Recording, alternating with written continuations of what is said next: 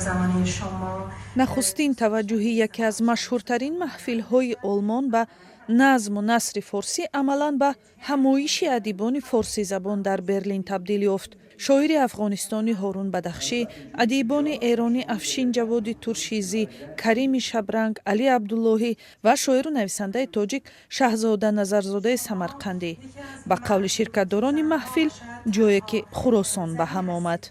مخاطبانی که آمده بودند برای اولین بار از زبان فارسی میشنیدند و بسیاری هم برایشان سوال بود که خب تفاوتی بین زبان فارسی هست و شناخت چندانی از حوزه سه شاخه زبان فارسی اطلاعاتی زیادی نداشتند و اطلاعاتی که به این مخاطبان ارائه میشد بسیار گسترده بود و همه جانبه.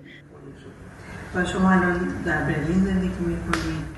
اسم محفل ادبی پاراتاکسیس زبانهای شهر و فعالیت ادبی است و در آن سخنوران و ایجادکاران زبانهای غیر آلمانی مربوط به آلمان جمع می آیند. همایش پیشینه با شرکت ادیبان چینی بود.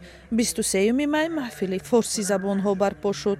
از صحبت‌هایی که من ارائه کردم ناشر آلمانی بسیار علاقه‌مند شد که کارهای من رو هم بررسی کنند و ترجمه کنند و یا در آلمان منتشر کنند.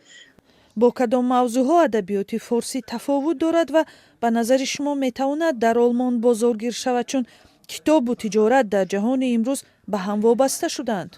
جذابیت‌هایی در ادبیات تاجیک هست و در ادبیات افغانستان یا ایران نیست اون هست که ما دوران شوروی را با پوست و گوشت و استخوانمون تجربه کردیم و آسیب‌هایی دیدیم که ما را از دیگر شاخه‌های فارسی زبان متفاوت می‌کند. بنا به برخی حساب‌ها کشور آلمان به پنجگانه دولت‌های با چاپ زیادی کتاب شامل شده اینجا تا 70,000 ادبیات نو در سال نشر می شود، از جمله به زبان فارسی.